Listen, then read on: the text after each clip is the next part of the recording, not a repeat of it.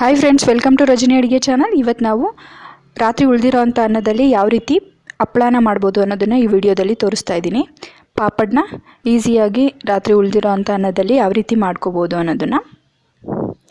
ಅನ್ನ ವೇಸ್ಟ್ ಮಾಡ್ತಿರ್ತೀವಿ, ಈ ರೀತಿ ಮಾಡ್ಕೊಂಡು ತಿನ್ನೋದ್ರಿಂದ ಅನ್ನನೂ ವೇಸ್ಟ್ ಆಗೋದಿಲ್ಲ ಮತ್ತು ನಿಮಗೆ ಸ್ನ್ಯಾಕ್ಸಿಗೂ ಚೆನ್ನಾಗಿರುತ್ತೆ. ಒಣಮೆಣಸಿನ್ಕಾಯಿನ ನೀವು ಚಿಕ್ಕ ಮಿಕ್ಸಿಗೆ ಹಾಕಿ ಸ್ವಲ್ಪ ರುಬ್ಕೊಂಡ್ರೆ ಈ ರೀತಿ ಇರುತ್ತೆ. ದಪ್ಪ ದಪ್ಪದಾಗಿ ರುಬ್ಕೊಂಡ್ರೆ ಎಣ್ಣೆ ಕರಿಯೋದಕ್ಕೆ ಮತ್ತು ಉಪ್ಪು, ರಾತ್ರಿ ಉಳಿದಿರೋ ಅಂಥ ಅನ್ನನ ಫಸ್ಟು ನೀವು 1-2 ಗಂಟೆ ಟೈಮು ನೀವು ಒಂದು ಬಿಳಿ ಬಟ್ಟೆನೋ ಅಥವಾ ದೊಡ್ಡ ಪ್ಲೇಟೋ ತೊಗೊಂಡು ಆರೋದಕ್ಕೆ ಇಡಬೇಕು. ಈ ರೀತಿ ಸ್ಪ್ರೆಡ್ ಮಾಡಿಬಿಟ್ಟು ಇಡಿ, ಆರಿಡ್ಬಿಟ್ಟು ಆಮೇಲೆ ಅದನ್ನು ಮಿಕ್ಸಿಗೆ ಹಾಕ್ಕೊಂಡು ರುಬ್ಕೋಬೇಕು. ಸ್ಮೂತ್ ಪೇಸ್ಟ್ ಆಗೋ ರೀತಿ ರುಬ್ಕೋಬೇಕು.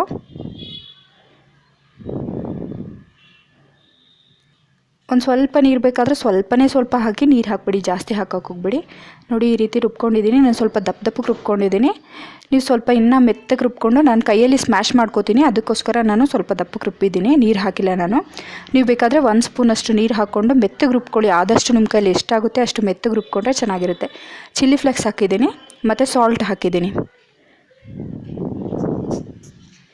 ನೋಡಿ, ಚಿಲ್ಲಿ ಫ್ಲೇಕ್ಸು, ಸಾಲ್ಟು ಮತ್ತು ಜೀರಿಗೆ ಹಾಕ್ತಾಯಿದ್ದೀನಿ ನಾನು. ಜೀರಿಗೆ ಆಪ್ಷನಲ್, ನೀವು ಬೇಕಂದರೆ ಚೆನ್ನಾಗಿರುತ್ತೆ ಜೀರಿಗೆ ಹಾಕಿದ್ರೆ ಅಕ್ಕಿ ಹಪ್ಪಳಕ್ಕೆ, ಅದಕ್ಕೋಸ್ಕರ ಜೀರಿಗೆ ಹಾಕ್ತಾಯಿದ್ದೀನಿ. 1 ಸ್ಪೂನಲ್ಲಿ ಚೆನ್ನಾಗಿ ಕಲಿಸ್ಕೊಳ್ಳಿ. ನೀರು ನೀವು ಜಾಸ್ತಿ ಹಾಕಿದ್ರೆ ಮುದ್ದೆ ಆಗುತ್ತೆ, ಕೈಗೆ ಅಂಟುತ್ತೆ. ಕಲಸೋದಾದಮೇಲೆ ನೀವು ಸ್ವಲ್ಪ 2 ಕೈಗೂ ಎಣ್ಣೆ ಮಾಡಿಕೊಂಡು ಚಿಕ್ಕದಾಗಿ ಉಂಡೆ ಮಾಡಿ ಪ್ರೆಸ್ ಮಾಡಿ ಇಟ್ಕೋಬೇಕು. ನಾನು ತೋರಿಸ್ತೀನಿ ನಿಮಗೆ. ಕಲಿಸ್ಕೊತಾ ಇದ್ದೀನಿ.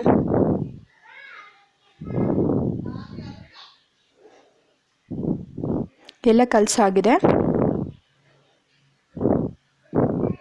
ಕೈಗೆ 2 ಕೈಗೂ ಎಣ್ಣೆ ಹಾಕ್ಕೊಂಡು ಗ್ರೀಸ್ ಮಾಡ್ಕೊಳ್ಳಿ, ಹಚ್ಕೊಳ್ಳಿ. ಚಿಕ್ಕ ಉಂಡೆ ಮಾಡಿಕೊಂಡು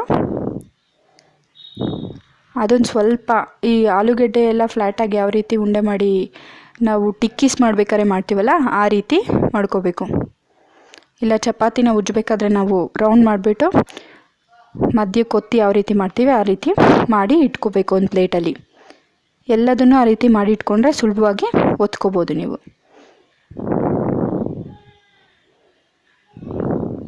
ನೋಡಿ, ಈ ರೀತಿ ಮಾಡಿ ಒಂದು ಸೈಡಿಗೆ ಒಂದು ಪ್ಲೇಟಿಗೆ ಇಟ್ಕೊಳ್ಳಿ.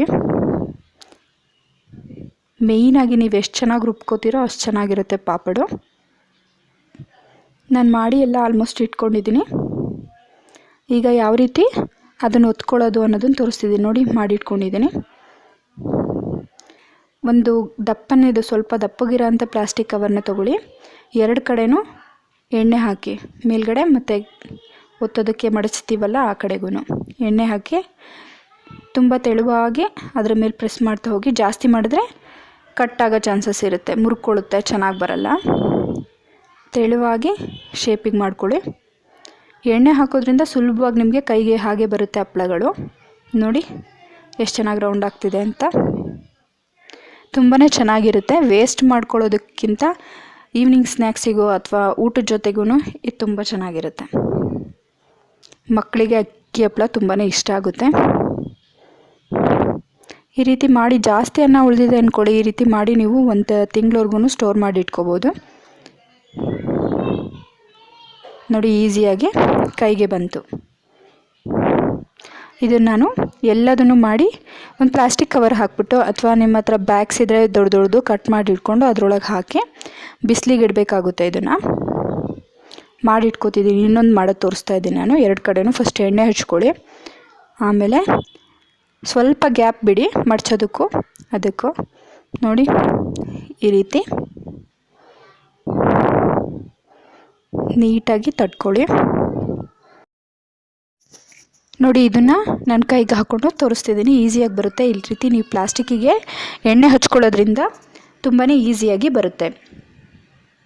ಇದನ್ನು ಇನ್ನೊಂದು ಪ್ಲಾಸ್ಟಿಕ್ ಕವರಲ್ಲಿ ಪ್ಲೇಟ್ ಮೇಲೆ ಹಾಕಿ ಒಣಗೋದಕ್ಕೆ ಇಡಬೇಕು. 4-5 ದಿನ ಟೈಮ್ ತೊಗೊಳುತ್ತೆ. ಬಿಸಿಲಲ್ಲಿ ಒಣಗೋದಕ್ಕೆ ಇಡಬೇಕು. ಬೇಸಿಗೆಗಾಲದಲ್ಲಾದರೆ ತುಂಬ ಚೆನ್ನಾಗಿರುತ್ತೆ. ಬಿಸಿಲು ಜಾಸ್ತಿ ಇರುತ್ತೆ. ಕೆಲವು ಕಡೆ ಬಿಸಿಲಿರೋ ಅಂಥ ಹತ್ರ ಮಾಡ್ಕೊಳ್ಳೋದಕ್ಕೆ ಈಸಿಯಾಗಿರುತ್ತೆ. ಇದು ಒಣಗಿದ ಮೇಲೆ ಯಾವ ರೀತಿ ಇದೆ ಅನ್ನೋದನ್ನು ತೋರಿಸ್ತೀನಿ ನಾನು. ನೋಡಿ, ನೀವು ಅನ್ನನ ಎಷ್ಟು ಮೆತ್ತಗೆ ರುಬ್ಕೋತೀರೋ ಅಷ್ಟು ಚೆನ್ನಾಗಿರುತ್ತೆ. ಒಣಗಿಸಿರೋದನ್ನು ತೋರಿಸ್ತಾ ಇದ್ದೀನಿ. ಈಗ ಎಣ್ಣೆಗೆ ಹಾಕಿ ಫ್ರೈ ಮಾಡಿ ತೋರಿಸ್ತೀನಿ. ನೀವು ಎಣ್ಣೆ ಬೇಕಾದರೆ ಮುಳುಗೋವರೆಗೂ ತೊಗೋಬೋದು. ನಾನು ಸ್ವಲ್ಪ ಎಣ್ಣೆ ತೊಗೊಂಡು ಫ್ರೈ ಮಾಡ್ತಾಯಿದ್ದೀನಿ.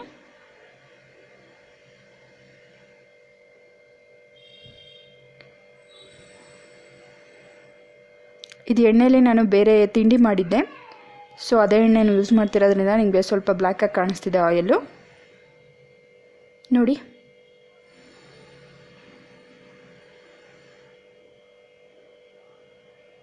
ಎಣ್ಣೆ ಮುಳುಗೋಷ್ಟು ತೊಗೊಂಡ್ರೆ ನೀವು ಈಸಿಯಾಗಿ ಫ್ರೈ ಆಗುತ್ತೆ. ನಾನು ದೊಡ್ಡ ಪ್ಯಾನಿಗೆ ಹಾಕಿರೋದ್ರಿಂದ ನಿಮಗೆ ಈ ರೀತಿ ಕಾಣಿಸ್ತಿದೆ.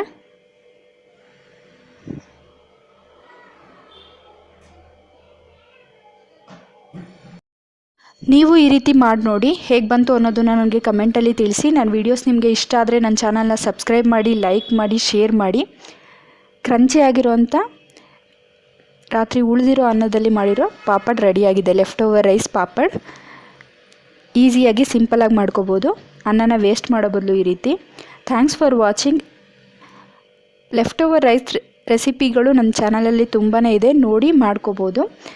ನೆಕ್ಸ್ಟ್ ವಿಡಿಯೋದಲ್ಲಿ ಸಿಗ್ತೀನಿ. Thank you. Thanks for all.